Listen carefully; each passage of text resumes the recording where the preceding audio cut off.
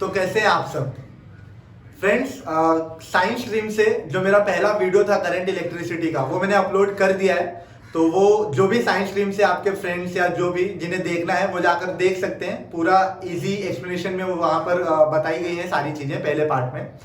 इसके अलावा फ्रेंड्स मैं थोड़ा माफी भी मांगना चाहूंगा आपसे, क्योंकि अपलोड करने में मैंने आपको टाइम दिया था परसों का, पर थोड़ा टाइम लग गया क्योंकि मैंने भी अभी यूट्यूबिंग स्टार्ट किए, तो थोड़ा वक्त लग रहा था अपलोड करने में और समझने में कि कैसे अपलोड होना है। फाइल काफी लंबी थी तो अपलोड होने में टाइम लग रहा था और फेल भी हो रहा था, इसलिए तो उसके लिए मैं माफी चाहूंगा और पेशेंस रखने के लिए थैंक्स।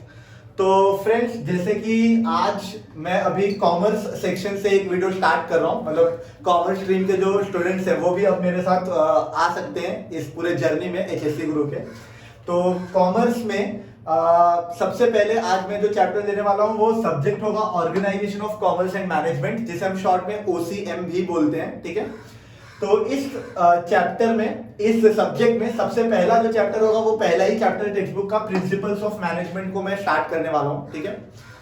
तो फ्रेंड्स, प्रिंसिपल्स ऑफ मैनेजमेंट ये जो चैप्टर मैं आज स्टार्ट करने वाला हूं, पहले तो ये पूरे जो कंटेंट्स हैं उसके, ठीक है, ये कंटेंट्स हैं इस चैप्टर में। प्रिंसिपल क्या होता है, what is management, principles of management का नेचर कैसा होता है, उसका सिग्निफिकेंस क्या है, जो प्रिंसिपल्स ऑफ मैनेजमेंट हम पढ़ने वाले हैं वो क्यों पढ़ना है हमें। हेनरी फेयोल जो कि फादर ऑफ मैनेजमेंट माने जाते हैं, उन्होंने कुछ एडमिनिस्ट्रेटिव थ्योरी दी थी, मतलब 14 मैनेजमेंट के प्रिंसिपल्स बनाए थे, वो कौन से थे।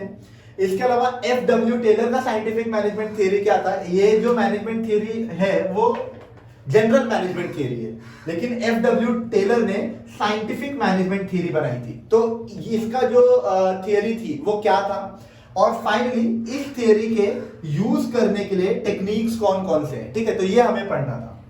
पर फ्रेंड्स, जैसे कि आप सबको मालूम पड़ ही चुका होगा कि अभी इस साल के लिए केवल 2020 और 21 इस जो एकेडमिक ईयर में है उसमें जो सिलेबस है वो 25% रिड्यूस कर दिया गया है, ठीक है। तो वो जो 25% रिडक्शन हुआ है वो हर चैप्टर में से थोड़े थोड़े हिस्से हटा दिए गए हैं, तो इसलिए हमें भी ये पूरा चैप्टर पढ़ने की जरूरत नहीं है। मेनली इस पूरे चैप्टर में जो दो चीजें हटा दी गई हैं, पहला तो ये significance of principle of management, ये जो पार्ट था इस चैप्टर का वो खत्म कर दिया गया है, उसे इससे रिलेटेड एग्जाम में कुछ नहीं आएगा। दूसरा, टेक्निक्स ऑफ साइंटिफिक मैनेजमेंट, इससे रिलेटेड भी एग्जाम में कुछ नहीं पूछा जाएगा। केवल जो आपके मेन टॉपिक्स हैं, प्रिंसिपल क्या है और मैनेजमेंट क्या है, नेचर क्या है प्रिंसिपल्स ऑफ मैनेजमेंट का, हेनरी फेयोल के एडमिनिस्ट्रेटिव थ्योरी और एफ.डब्ल्यू. टेलर का साइंटिफिक मैनेजमेंट, ये चार जो आपके सब टॉपिक्स हैं, इन्हीं पे आपको पढ़ाई करना है इस चैप्टर में, ठीक है। तो आज हम वन बाय वन ये चारों पार्ट्स देखेंगे, क्योंकि यही चारों पार्ट्स इस साल, केवल इस साल के स्टूडेंट्स के लिए, नॉट फॉर ऑल, केवल इस साल के स्टूडेंट्स के लिए ये चार पार्ट्स पढ़ने बहुत जरूरी है, और मैं ये इस साल के स्टूडेंट्स के लिए ही बना रहा हूं। तो इसलिए हम one by one in topics को कवर करेंगे एज पर लेटेस्ट आपका सिलेबस। तो फ्रेंड्स, अब हम स्टार्ट करते हैं हमारे ये जो चैप्टर है प्रिंसिपल्स ऑफ मैनेजमेंट, उसके फर्स्ट क्वेश्चन के साथ। फर्स्ट क्वेश्चन बहुत ही बेसिक है, एग्जाम के पॉइंट ऑफ व्यू से मैं बोलूंगा इंपॉर्टेंट नहीं है, मतलब अगर आप इस क्वेश्चन को छोड़ भी दें तो मुझे नहीं लगता आपका कोई नुकसान होगा। जितना मेरा एक्सपीरियंस रहा है, ये क्वेश्चन 1 मार्क में भी फिट नहीं बैठता, क्योंकि आपके पास 8 चैप्टर्स है, तो आपको वहां से तो दूसरे चैप्टर्स में से भी काफी कुछ आ जाएंगे। फिर भी बेसिक नॉलेज के लिए हमें ये क्वेश्चन जानना जरूरी है।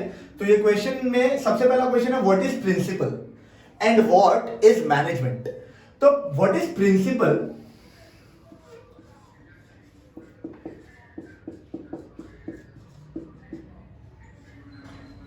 प्रिंसिपल क्या होता है। अगर हम सोचें प्रिंसिपल्स क्या होते हैं, प्रिंसिपल मतलब कोई स्कूल का प्रिंसिपल नहीं, प्रिंसिपल्स मतलब क्या होते हैं, these are the fundamental truths,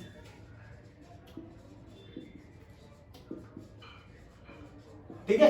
एक तरीके की सच्चाई होती है प्रिंसिपल। जैसे हमने बहुत बार सुना होगा बहुत सारे मूवीज में या किसी वीडियो वगैरह में कि यार मेरे लाइफ का ये प्रिंसिपल है कि मैं ऐसे ऐसे काम करता हूं। थोड़े में अगर मैं इसे हिंदी में बोलूं तो जो उसूल होते हैं हमारे लाइफ के, कि मैं ये करूंगा, ये नहीं करूंगा, ये मेरे सेट ऑफ बिलीफ्स है, ये मेरा सेट ऑफ बिलीफ नहीं है, मैं इस चीजों को नहीं मानता, ये चीजों को मानता हूं, ठीक है। तो वो जो पूरा आपका सेट ऑफ बिलीफ होता है, जो फंडामेंटल ट्रूथ होता है, हर जगह अप्लाई होता है। याद रखिए, जो प्रिंसिपल्स होते हैं ये हर जगह अप्लाई होते हैं। ऐसा नहीं कि इंडिया में एक प्रिंसिपल है तो यूएसए में बोलेंगे कि नहीं नहीं ये तो प्रिंसिपल ही नहीं है, ठीक है। तो फंडामेंटल ट्रूथ्स होते हैं which are foundations for set of beliefs. ठीक है, आपकी जो अवधारणाएं हैं, आपका जो बिलीफ है, जो आप मानते हो कि यार मेरे को लाइफ में ये करना है, मुझे लाइफ में ये नहीं करना, ठीक है, वो पूरा जो बिलीफ जिस ट्रुथ पर डिपेंड करता है उसे हम क्या बोलते हैं? प्रिंसिपल। इन शॉर्ट, समझा क्या? बस इतना ही तुम्हें ध्यान रखना है कि दीज आर ट्रुथ्स, ये सारी सच्चाइयां हैं। ठीक है, इसके बाद नेक्स्ट आता है मैनेजमेंट। ठीक है, मैनेजमेंट ये ओसीएम का एक बहुत ही बड़ा पार्ट प्ले करता है ओसीएम में। ठीक है, OCM organisation of commerce and management itself, इस पूरे सब्जेक्ट के नाम में ही एक बहुत ही बड़ा हिस्सा आ जाता है मैनेजमेंट का। ठीक है, तो ये मैनेजमेंट क्या होता है? मैनेजमेंट मतलब जो भी आपके पूरी एक्टिविटीज हैं, ठीक है, जब सारी की सारी एक्टिविटीज सिंक्रोनाइज हो जाती हैं एक दूसरे के साथ, तो हम कहते हैं कि हमारा जो मैनेजमेंट है वो सक्सेसफुल है। ठीक है, तो मैनेजमेंट को अगर मैं थोड़े में बताऊं तो मैनेजमेंट का मतलब होता है हैंडल करना। जैसे समझिए मैंने बोला कि यार कल मैं एक पार्टी थ्रो कर रहा हूं, ठीक है, तो समझिए XYZ मेरा कोई फ्रेंड है, तो मैंने बोला कि यार तू खाने का देख ले, ठीक है, खाने में क्या क्या करना है तू देख ले। किसी एक को मैंने बोला यार तू डेकोरेशन का देख लेना। ठीक है, तो जो ये सारी बातें होती हैं, देख लेना, तू ये समझ लेना, देख लेना मतलब ऐसा भरने के लिए, किसी को मारने वीरने के लिए देखने की बात नहीं है। देख लेना मतलब तू ये सारी चीजों को हैंडल कर लेना अच्छे से।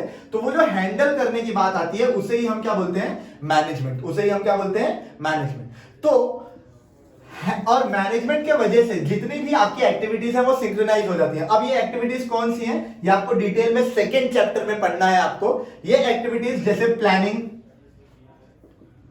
कोऑर्डिनेटिंग, डायरेक्टिंग, कंट्रोलिंग, ठीक है, ऐसे 6 एक्टिविटीज हैं। इन पूरे एक्टिविटीज को ये सिंक्रोनाइज कर देता है। आपका प्लानिंग के बाद कोऑर्डिनेट बराबर हो जाता है, डायरेक्टिंग बराबर हो जाती है और कंट्रोलिंग भी कंपनी की ठीक ठाक चलती है, ऑर्गेनाइजेशन की ठीक ठाक चलती है। ठीक है, तो मैनेजमेंट इन सारे एक्टिविटीज को सिंक्रोनाइज करता है और जो हैंडल करने के पीछे जो ट्रुथ होते हैं जिन्हें सबको मानना पड़ता है। अगर कोई भी चीज हैंडल करनी है तो उसके सर्टेन सेट हैं इंस्ट्रक्शंस के, जो सब फॉलो करें अगर, तो उनका जो ऑर्गेनाइजेशन है, ठीक है, वो ऑर्गेनाइजेशन कॉमर्स का सक्सेसफुल हो सकता है। तो उसे हम क्या बोलते हैं?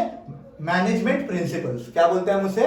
Management principles. तो in short management principles are the truths to handle all the situations in any organisation. तो फ्रेंड्स, प्रिंसिपल्स ऑफ मैनेजमेंट के जो बेसिक्स थे उसको क्लियर करने के बाद अब हम हमारे नेक्स्ट सेगमेंट के ऊपर जाते हैं, जो हमारा अगला क्वेश्चन है, जो काफी इंपॉर्टेंट भी है, nature of principles of management. ठीक है फ्रेंड्स, अब से मैं जो क्वेश्चन दूंगा, 3 question, nature of principles of management, Henri Fayol's management theory और scientific theory given by FW Taylor. ये तीनों ही बहुत इंपॉर्टेंट क्वेश्चन है। इन तीनों में से 2 क्वेश्चन आपके एग्जाम में डायरेक्टली पूछे जा सकते हैं, एक शॉर्ट नोट में और एक शॉर्ट आंसर्स में, या फिर कहीं ना कहीं 2 क्वेश्चन इन तीनों में से पूछे जा सकते हैं किसी ना किसी रेलेवेंस में। ठीक है, तो इसलिए इन तीनों क्वेश्चंस को अच्छे से देखिए। ठीक है, पहला क्वेश्चन है nature of principles of management. जो प्रिंसिपल्स ऑफ मैनेजमेंट है यानी हैंडल करने का जो ट्रुथ है उसका नेचर कैसा होता है। जब तक हम ये नहीं समझेंगे कि हम जो चीज फॉलो कर रहे हैं उसका नेचर क्या है, तब तक हम उसे अच्छे तरीके से इंप्लीमेंट नहीं कर पाएंगे। और अगर मैनेजमेंट के प्रिंसिपल्स को ही अच्छे से इंप्लीमेंट नहीं किया गया तो उसका जो एंड इफेक्ट है वो आपके ऊपर नहीं आएगा and it will lead to failure. ठीक है, तो जो पहला nature of principle of management है वो है यूनिवर्सल एप्लीकेशन। याद रखिए, जितने भी प्रिंसिपल्स ऑफ मैनेजमेंट है, जैसे कि अभी हेनरी फेयोल ने 14 प्रिंसिपल्स ऑफ मैनेजमेंट दिए हैं, लेकिन जरूरी नहीं कि हर एक ऑर्गेनाइजेशन के लिए वो ही 14 सेट है प्रिंसिपल्स ऑफ मैनेजमेंट के लिए। हर एक कंपनी अपने अकॉर्डिंगली भी कुछ प्रिंसिपल्स बनाती है अपने कंपनी को हैंडल करने के लिए, अपने ऑर्गेनाइजेशन को हैंडल करने के लिए। लेकिन जो भी प्रिंसिपल वो बनाए वो प्रिंसिपल्स यूनिवर्सली अप्लाई किए जा सकते हैं। ऐसा नहीं कि समझिए अगर रिलायंस है तो रिलायंस ने सर्टेन सेट ऑफ इंस्ट्रक्शंस अपने कंपनी के लिए बनाया हुआ है, तो वो इंस्ट्रक्शंस पूरे वर्ल्ड में कहीं और फॉलो नहीं होने, उन्होंने मैनेजमेंट का कुछ नया ही चेंज कर दिया है पूरा कंसेप्ट, ऐसा कुछ नहीं है। जितने भी मैनेजमेंट के प्रिंसिपल्स हैं सारे पूरे यूनिवर्स में, पूरे वर्ल्ड में अप्लाई किए जा सकते हैं।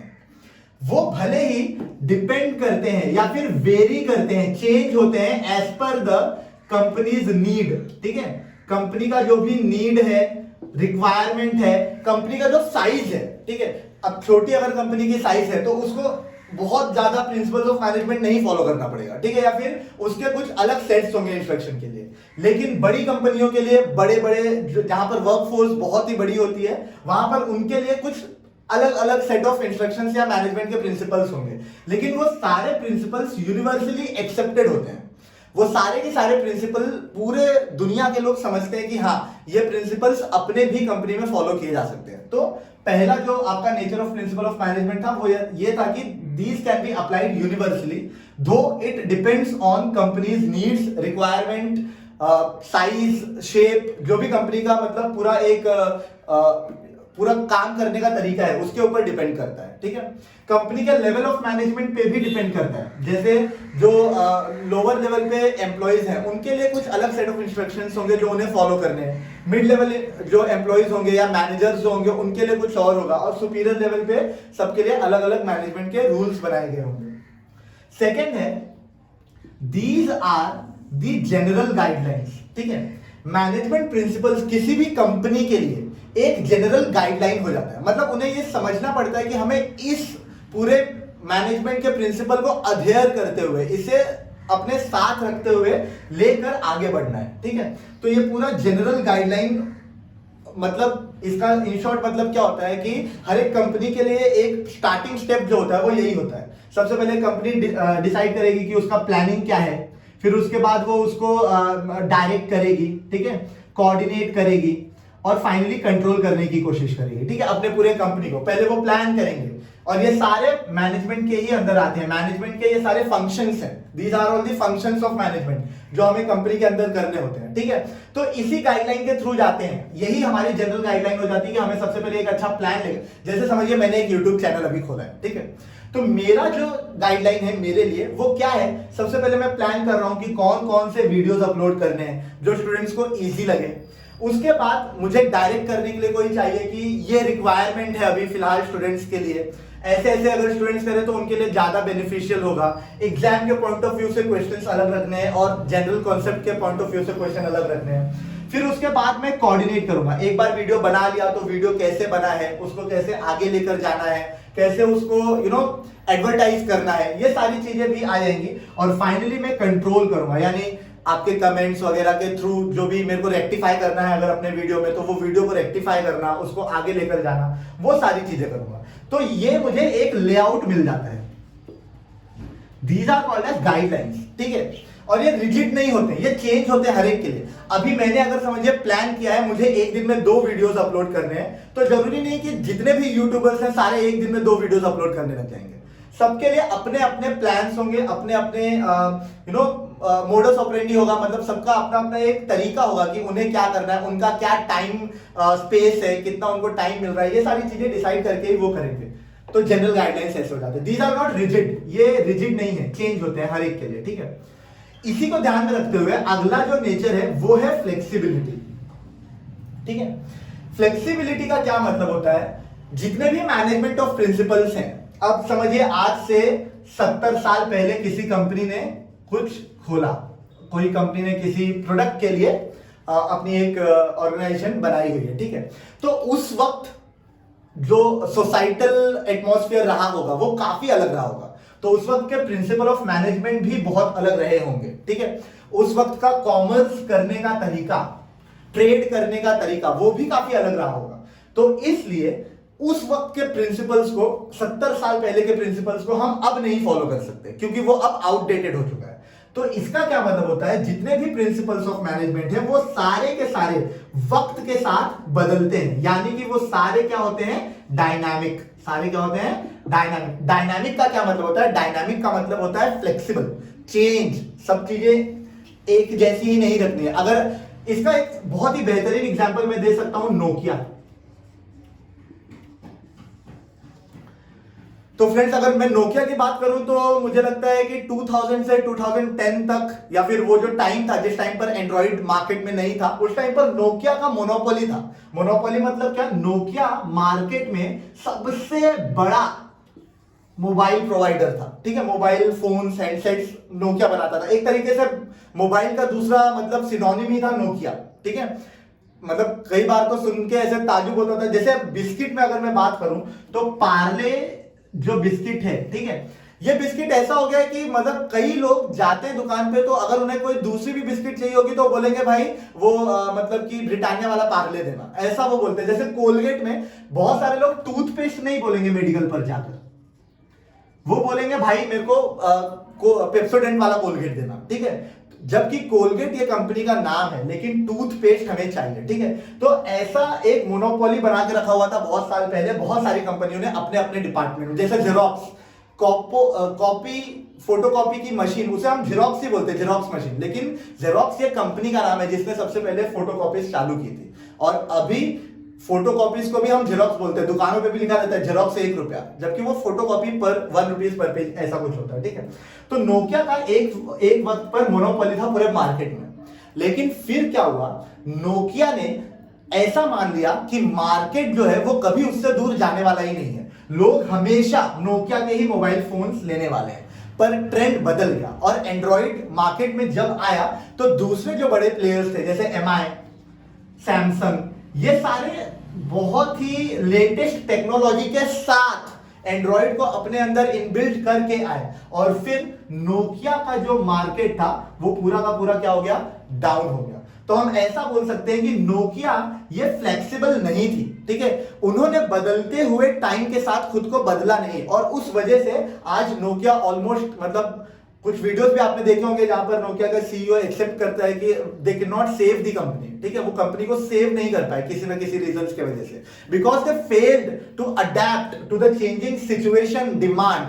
Full market is dependent on supply and demand, so they supplied which was not in demand, that's why they failed. चौथा जो पॉइंट था, तो ये हमारा फ्लेक्सिबिलिटी का पॉइंट खत्म हो गया।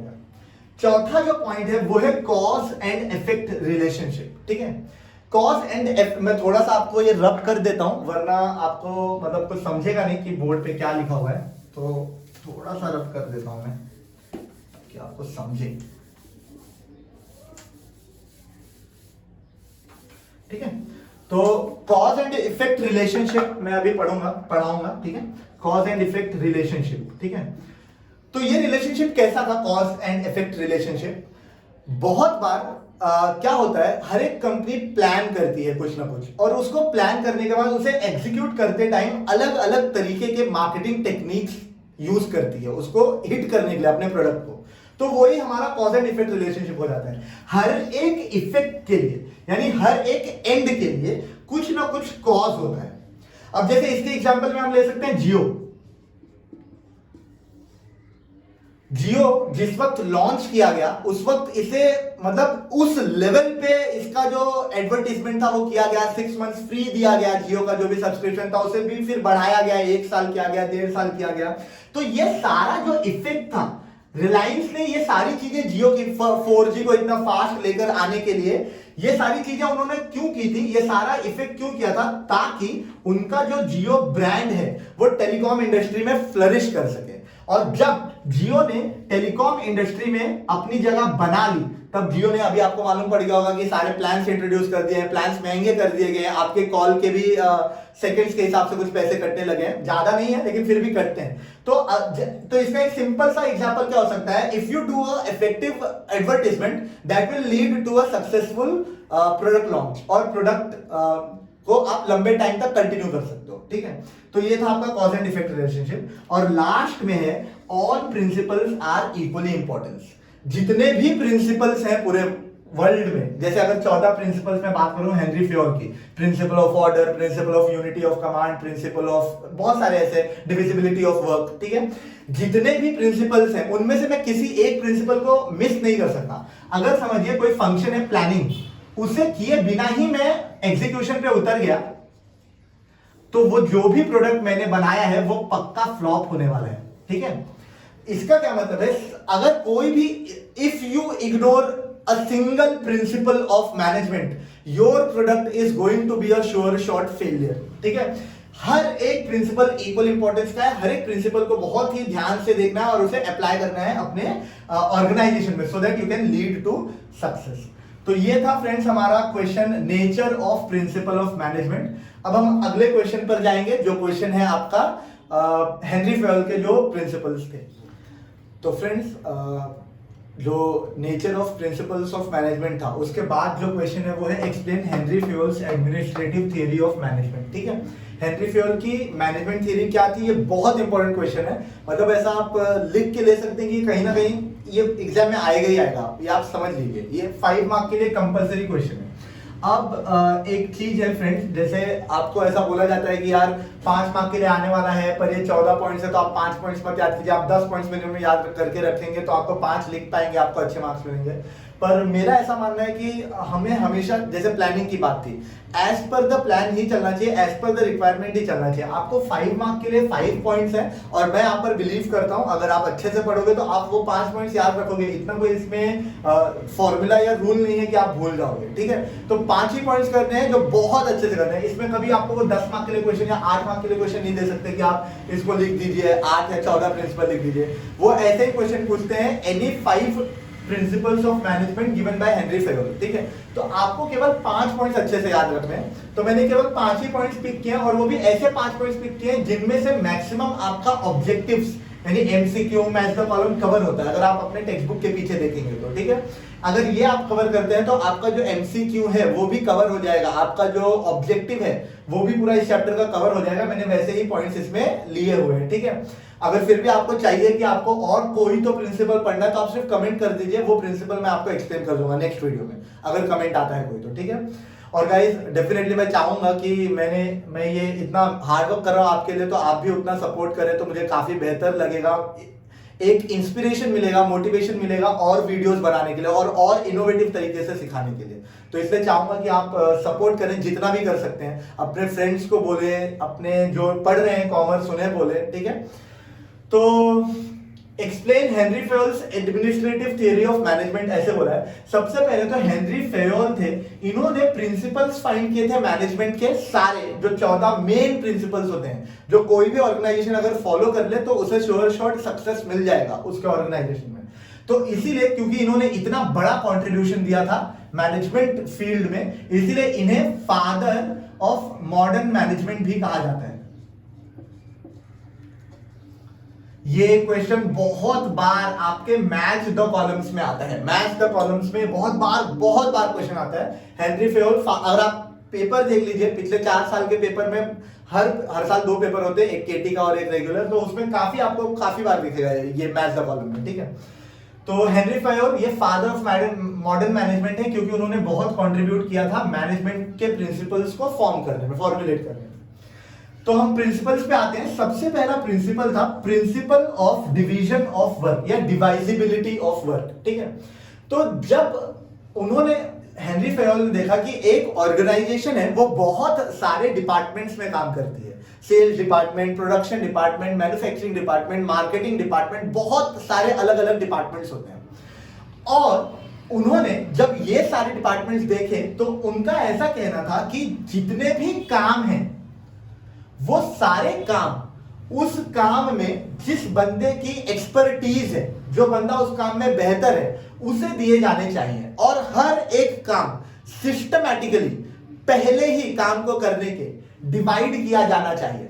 जैसा समझिए कल को मैं YouTube का ये वीडियो बना रहा हूं। ठीक है, YouTube के इस वीडियो को बनाने में मैं हूं, क्योंकि मैं टीचर हूं तो मैं ये वीडियो बना रहा हूं आपके लिए, ऑब्वियसली मैं तो चाहिए, पर अगेन मैं अकेला सब चीज नहीं कर सकता। कैमरा लगाने हैं, सामने पूरा अरेंजमेंट करना है, उसके बाद फाइनली इस पूरे वीडियो को एडिट करना है, तो ये सारे के सारे काम में मैं अकेला एक्सपर्ट नहीं हो सकता। कोई भी इस दुनिया का किसी भी चीज में 100% एक्सपर्ट नहीं हो सकता। ठीक है, और मैं भी नहीं हूं। इनफैक्ट मैं ये भी आपसे कहूंगा कि जो जितने भी टॉपिक्स हैं उन टॉपिक्स में भी कोई महारत नहीं हासिल की है मैंने। आप मुझसे डाउट्स पूछिए, 1000 डाउट्स पूछिए, जो अगर मुझे नहीं भी आएंगे तो मुझे कोई शर्म नहीं वो बताने में। मैं आपको बोल सकता हूं मुझे नहीं आते हैं, लेकिन मैं ढूंढ के आपको जरूर बताऊंगा, ये मेरा वादा है। आपको सिर्फ आपके डाउट क्लियर होने से मतलब है, so I will clear it anyhow. लेकिन पूरे के पूरे काम मैं अकेले नहीं कर सकता, मुझे डिवाइड करना होगा कि कैमरा पर्सन कौन रहेगा, वो कैसे मैनेज करेगा, एंगल्स क्या रखने हैं उसके लिए, एडिट कैसे करना है वीडियो को, मर्ज कैसे करना है अलग अलग पार्ट्स को, फिर मेरा जो टॉपिक है वो कैसे चूज करना है, वो मेरा काम है, ठीक है। उस पर अगर मुझे कोई हेल्प चाहिए, किसी एक्सपर्ट से हेल्प लेना, ठीक है। तो सारे के सारे काम डिवाइड होने चाहिए, starting from advertisement, starting from production management to end control, ठीक है। सारे के सारे काम क्या होने चाहिए, डिवाइड होने चाहिए। क्या होने चाहिए, डिवाइड। ये उनका पहला प्रिंसिपल था। The work should be divided as per the departments, as per the employees, as per the level of management. Next था principle of esprit de corps, यानी टीम स्पिरिट, ठीक है। एस्पिरिट डी कॉर्प्स, ये जो word है बहुत famous philosophy है ये एक तरीके की, एस्पिरिट डी कॉर्प्स। इस फिलॉसफी का मतलब होता है टीम स्पिरिट में मिलकर काम करना, सारे के सारे लोग एक साथ एक चीज के हिस्सा है उसको लेकर काम करना, ठीक है। तो ये जो प्रिंसिपल उन्होंने बनाया था, ये क्यों बनाया था, वो ऐसा मानते थे कि अगर जितने लोग एक काम में हैं वो सारे के सारे लोग मिलकर अपने आप को डेडिकेट करें उस काम को सक्सीड करने के लिए, तो वो काम जरूर सक्सेसफुल हो सकता है। इसका एक एग्जाम्पल, टीम स्पिरिट या लीडरशिप से जुड़ा हुआ मैं एक बहुत ही अच्छा एग्जाम्पल, जो मुझे लगता है अच्छा, मुझे मालूम नहीं आपको कितना लगेगा, मैं देना चाहूंगा आपको। लीडरशिप से रिलेटेड है, लेकिन अगेन वो that comes to team spirit, ठीक है। तो 1979 में डॉक्टर एपीजे अब्दुल कलाम एक मिशन के, जो स्पेस मिशन था उसके प्रिंसिपल थे। डॉक्टर एपीजे अब्दुल कलाम को आप जानते होंगे, इंडिया के one of the most loving presidents रह चुके हैं वो, और मैं बहुत ही इंस्पायर होता हूं उनसे, उनकी जो लाइफ रही है और जो उनकी लर्निंग्स रही हैं, जो टीचिंग्स रही हैं। इनफैक्ट वो one of the best teachers हैं पूरे इंडिया में, अगर फाइंड किया जाए तो, सोचा जाए तो, बिकॉज वो बहुत सारी चीजें बहुत सारे लोगों को सिखाते थे। तो 1979 में उन्होंने फाइंड किया, वो एक प्रिंसिपल थे एक किसी मिशन के, स्पेस मिशन के, एंड वो जब वो स्पेस मिशन एग्जीक्यूट कर रहे थे तो उनके कंप्यूटर्स ने वार्निंग सिग्नल दे दी थी कि वो जो रॉकेट आप लॉन्च कर रहे हैं वो बीच में ही फेल हो जाएगा और वो काम नहीं करेगा। पर डॉक्टर एपीजे अब्दुल कलाम अपने उनका जो नॉलेज था और उनके टीम का जो नॉलेज था उस पर बहुत ही फर्म थे। तो उन्होंने बोला कि नहीं, कंप्यूटर से एरर हो सकता है, हमसे एरर नहीं हो सकता, तो उन्होंने वो लॉन्च किया, and that mission was a big failure. वो मिशन एक बहुत बहुत बहुत बड़ा फेलियर था, ठीक है। वो मिशन जब फेलियर था तो उस वक्त उस मिशन के जो डायरेक्टर थे, ठीक है, डायरेक्टर सतीश धवन, उन्होंने एक प्रेस कॉन्फ्रेंस ली और उन्होंने उस प्रेस कॉन्फ्रेंस में बोला कि आज वो इन्वॉल्व नहीं थे इन सारे इस मिशन में, केवल वो उसके डायरेक्टर थे उस ऑर्गेनाइजेशन के, ठीक है। और उन्होंने बोला कि ये जो पूरा हमारा आज का जो सेटअप रहा है ये फेल हो चुका है और इसकी रिस्पॉन्सिबिलिटी मैं लेता हूं। डॉक्टर एपीजे अब्दुल कलाम वहां पर थे, वो एक्चुअली उस बात को बोलने चाहिए थे लेकिन उन्होंने नहीं बोला, लेकिन उन्होंने अपने डायरेक्टर से सीखा कि उन्होंने फेलियर अपने ऊपर ले लिया था। फिर विद इन 1 ईयर 1980 में again doctor APJ Abdul Kalam ने वही मिशन को फिर से रिक्रिएट किया और इस टाइम वो सक्सेसफुल हो गए। इस टाइम जब वो सक्सेसफुल हुए तो उन्होंने सोचा सतीश धवन फिर से प्रेस कॉन्फ्रेंस लेंगे, डॉक्टर सतीश धवन, और वो प्रेस कॉन्फ्रेंस में बताएंगे न्यूज वालों को कि ये सक्सेसफुल रहा है। लेकिन उस वक्त सतीश धवन, डॉक्टर सतीश धवन, ये डॉक्टर एपीजे अब्दुल कलाम के पास आए और उन्होंने बोला कि आज का प्रेस कॉन्फ्रेंस मैं नहीं लूंगा, आज का प्रेस कॉन्फ्रेंस आप लोगे। तब वो बहुत ही मतलब आश्चर्यचकित हो गए doctor APJ Abdul Kalam, stunted रह गए। उन्होंने बोला क्यों, जब फेलियर हुआ था तब आप आगे आए थे, आज जब सक्सेसफुल हुआ तो आप पीछे क्यों जा रहे हो। तो उन्होंने बोला था एक अच्छे लीडर की यही निशानी होती है कि जब पूरा का पूरा उसका टीम फेल हो जाता है तब वो फोरफ्रंट पर आता है और पूरी रिस्पॉन्सिबिलिटी अपने ऊपर लेता है, लेकिन जब टीम सक्सेसफुल होती है तब वो पूरा का पूरा सक्सेस अपने टीम में बांट देता है। और तब डॉक्टर एपीजे अब्दुल कलाम ने लीडरशिप का रियल मीनिंग सीखा और उन्होंने देखा कि टीम स्पिरिट का क्या मतलब होता है। तो उनके अंदर वो इंस्पिरेशन आई कि मेरे को इस लीडर के लिए कुछ तो करना है, और उस वजह से वो जो मिशन था वो काफी सक्सेसफुल रहा। तो टीम स्पिरिट कहने का क्या मतलब है, टीम स्पिरिट मतलब क्या होता है, जब पूरे के पूरे लोग दिल से एक दूसरे के साथ काम कर रहे होंगे, हर एक बंदा सक्सेस और फेलियर को इक्वली डिवाइड कर रहा होगा अपने बीच में, तो आपका जो आउटकम होगा वो नेचुरली काफी अच्छा होगा, ठीक है। तो आपका सक्सेस होने का ज्यादा चांसेस है। आई होप आपको अच्छा लगा हो। अगर आपको बोर लग रहा हो तो आप मुझे वो भी कमेंट कर सकते हैं। I am open to each and every kind of comment जो रिलेटेड है इस पूरे लेक्चर से। तो अगर आपको लग रहा है कि ज़्यादा लेंथी है, इसको छोटा करना है लेक्चर को, तो वो भी आप मुझे बता सकते हैं। मैं वैसे अपने आप को प्रिपेयर कर लूँगा। नेक्स्ट है प्रिंसिपल ऑफ ऑर्डर। ठीक है, प्रिंसिपल ऑफ ऑर्डर का क्या मतलब था? प्रिंसिपल ऑफ ऑर्डर में एक तरीके से बोल सकता हूं कि इस प्रिंसिपल में उन्होंने ऐसा बोला था कि जितनी भी चीजें हैं एक ऑर्गेनाइजेशन में, हर एक चीज का अपना जगह होना चाहिए।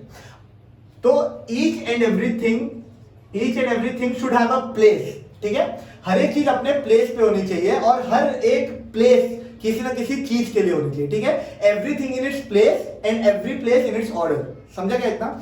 तो इसका क्या मतलब हुआ कि ऐसा नहीं है कि आपने अगर एक ऑर्गेनाइजेशन खोला, सारी चीजें यहां वहां रखी हुई है, फिर आपको ढूंढने में बहुत मुश्किल होगी, आपको समझ में नहीं आएगा कि क्या करना है क्या नहीं करना है। चीजों को आप ढूंढने में ही दिन गंवा देंगे और पूरा वेस्ट हो जाएगा टाइम आपका।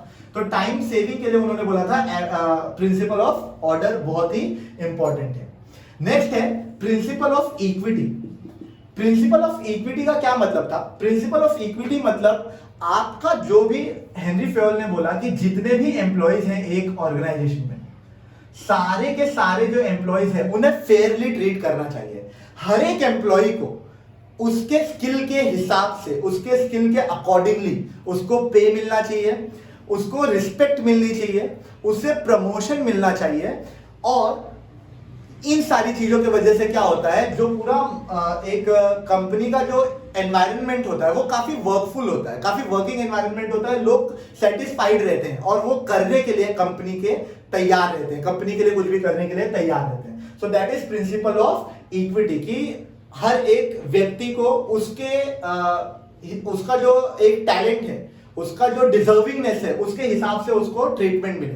जैसे last year Iceland have become the first country in the world to have equal pay for both men and women.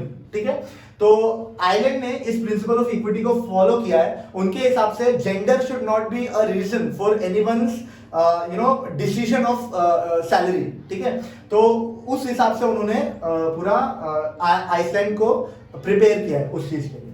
और लास्ट एक प्रिंसिपल है principle of unity of command.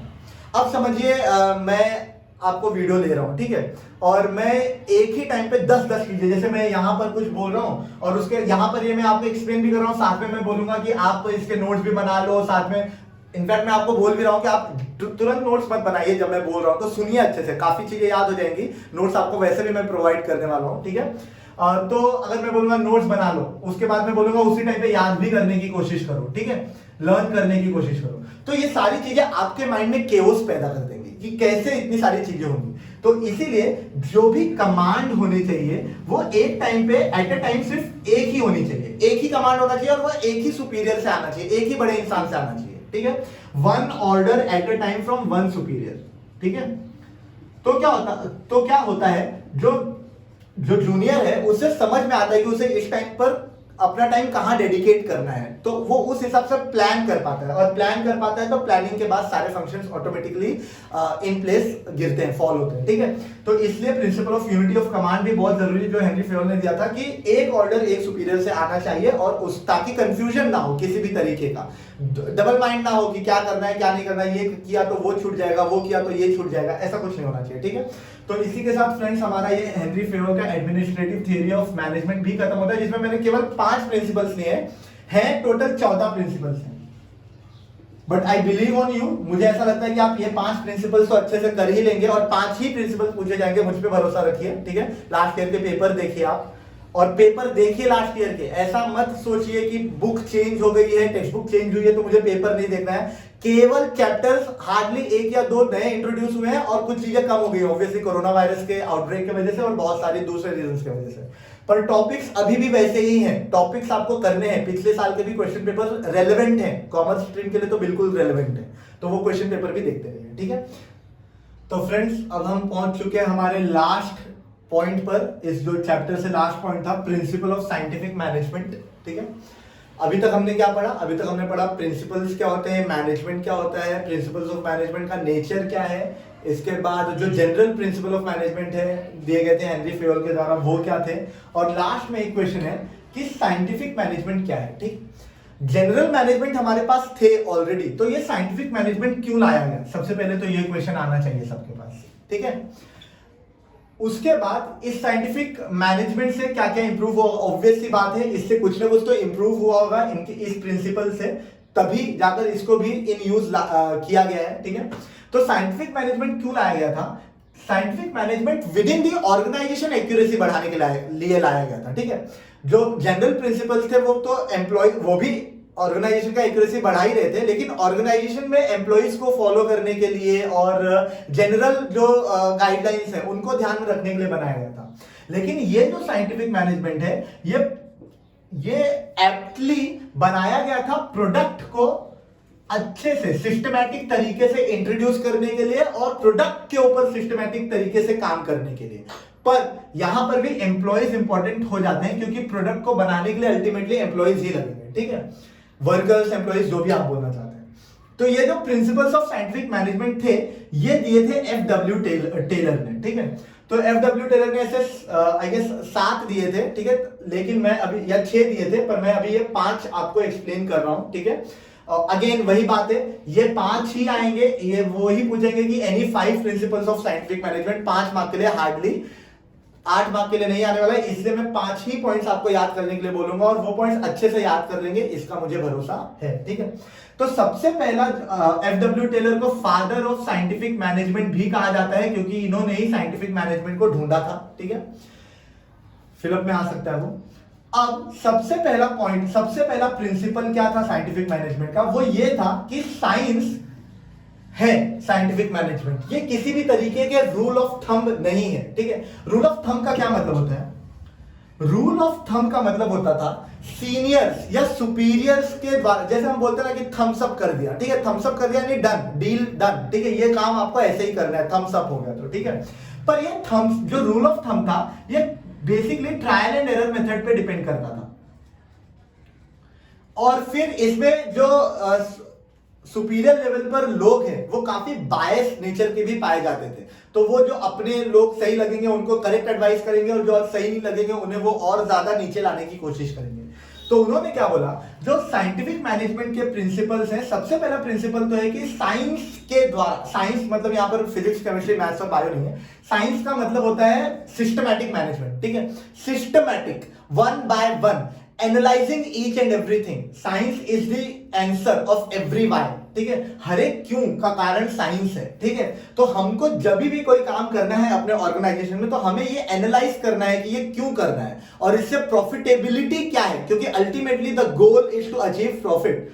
तो इसलिए हमें साइंस के हिसाब से जाना है, रूल ऑफ थंब नहीं दिखाना कि भाई बड़े किसी बाबू ने बोल दिया, बड़े अफसर ने बोल दिया तो हमें वो मानना है, वो नहीं करना है, ठीक है। सेकेंड जो प्रिंसिपल था वो था हार्मनी नॉट डिस्कॉर्ड, ठीक है। हर एक ऑर्गेनाइजेशन के बीच में, विद इन दी ऑर्गेनाइजेशन, सारे एम्प्लॉइज के बीच में हार्मनी होनी बहुत जरूरी है। अगर उनमें किसी भी तरीके का डिस्कॉर्ड, डिस्कॉर्ड यानी क्लेश, डिस्कॉर्ड यानी आर्ग्यूमेंट्स, या फिर जब आपका जमता नहीं, डिस्प्यूट्स, किसी से कुछ प्रॉब्लम हो जाती है, तो वो डिस्कॉर्ड आ जाता है, जिसके वजह से कंपनी में कंफ्यूजन चालू होती है और लोग अपने अपने एक ग्रुप बना लेते हैं, लॉबी बना लेते हैं। अभी आपने सुना होगा बहुत सारा नेपोटिज्म में लॉबिंग एंड ऑल, ठीक है, हाल ही में काफी न्यूज में था।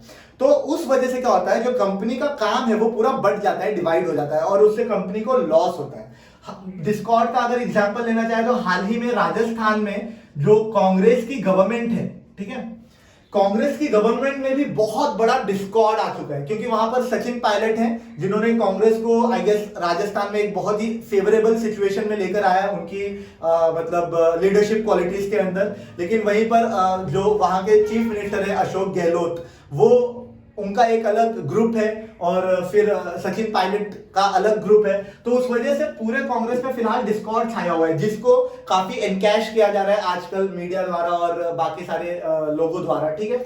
तो उस वजह से जो ऑर्गेनाइजेशन की हार्मनी है वो डिस्टर्ब हो जाती है। नेक्स्ट जो है वो पॉइंट है कोऑपरेशन नॉट इंडिविजुअलिज्म, ठीक है। हमें याद रखना है कि जब विद इन, अभी जैसे मैंने आपको बताया था सतीश धवन जी का और एपीजे अब्दुल कलाम सर का जो एक कॉन्वर्सेशन था, उसमें कहीं ना कहीं कॉपरेशन की जो भावना थी, जो फीलिंग थी, वो बहुत ही मजबूत थी, ठीक है, इट वॉज वेरी स्ट्रांग। वहां पर इंडिविजुअली नहीं वो मान रहे थे कुछ भी, वो पूरे टीम की रिस्पॉन्सिबिलिटी अपने कंधे पर लेने के लिए तैयार थे फेलियर में, और सक्सेस में पूरे टीम को बांटने के लिए तैयार थे वो। तो यहां पर जब भी कंपनी में अगर कॉपरेशन रहा तो ट्रस्ट बिल्ड होता है, लोग एक दूसरे की बातें सुनते हैं, एनालाइज करने के लिए एक बहुत ही अच्छा ग्रुप तैयार होता है जो अपने अपने point of views with respect दे सकता है, ठीक है। जैसे अग्री टू डिसअग्री, लोगों का अगर मतभेद है भी तो उसमें कैसे अग्री करना है वो मालूम पड़ जाता है। इससे कंपनी का जो आउटपुट है, जो फाइनल रिजल्ट है, जो प्रोडक्टिविटी है, वो एफिशिएंसी बढ़ जाती है, ठीक है। चौथा पॉइंट है division of responsibility. I guess मैंने इस पॉइंट को बहुत ज्यादा एक्सप्लेन किया हुआ है आपके प्रिंसिपल्स ऑफ मैनेजमेंट में, जनरल प्रिंसिपल्स में।